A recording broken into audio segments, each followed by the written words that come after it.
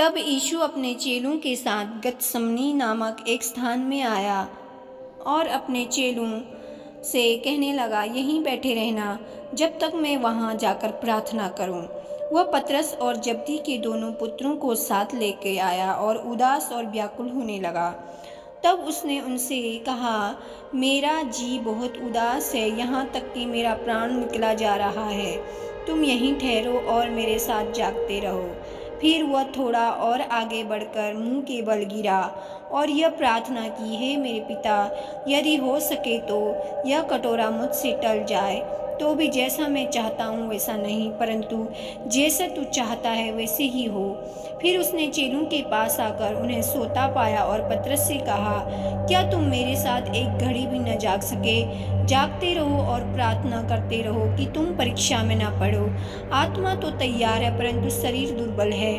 फिर उसने दूसरी बार जाकर यह प्रार्थना की, हे मेरे पिता, यदि यह मेरे पिए बिना नहीं हट सकता तो तेरी इच्छा पूरी हो।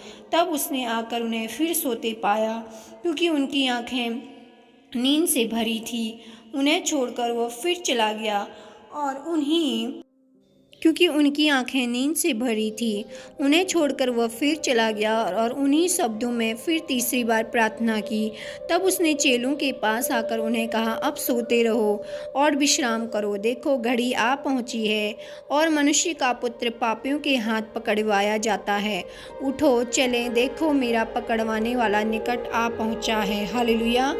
तो मेरे प्रियो, यहाँ पर एक गतसमनी नामक बाग होता है जहाँ पर प्रभु यीशु मसीह अक्सर प्रार्थना कर रहे होते हैं। और प्रभु यीशु मसीह इतना कठोर प्रार्थना करते थे कि उनका पसीना लहू में बदल जाता था, लहू में टपकने लगता था। वो इतनी हार्ड प्रार्थना गतसमनी बाग में किया करते थे और अपने चेलों से भी हमेशा कहते थे कि तुम प्रार्थना में लगे रहो कि तुम परीक्षा में ना पड़ो।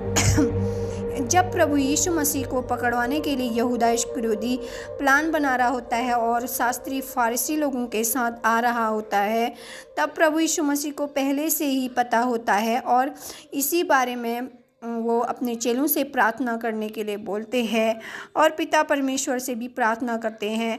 तो पिता, तेरी इच्छा पूरी हो, मेरी नहीं हो, ये कह के प्रभु यीशु मसीह प्रार्थना करते हैं। इसीलिए और अपने चेलों को बार बार वो सोता हुआ पाते हैं। आज भी प्रभु यीशु मसीह हमसे यही बोलते हैं कि निरंतर आप प्रार्थना करो कि तुम परीक्षा में ना पड़ो। इसलिए मेरे प्रियो, आज अंत के समय में हम पहुँचे हैं, हमें भी निरंतर प्रार्थना करनी है ताकि हम परीक्षा में ना पड़े। हालेलुया। तो मेरे प्रियो, आपको प्रभु आशीष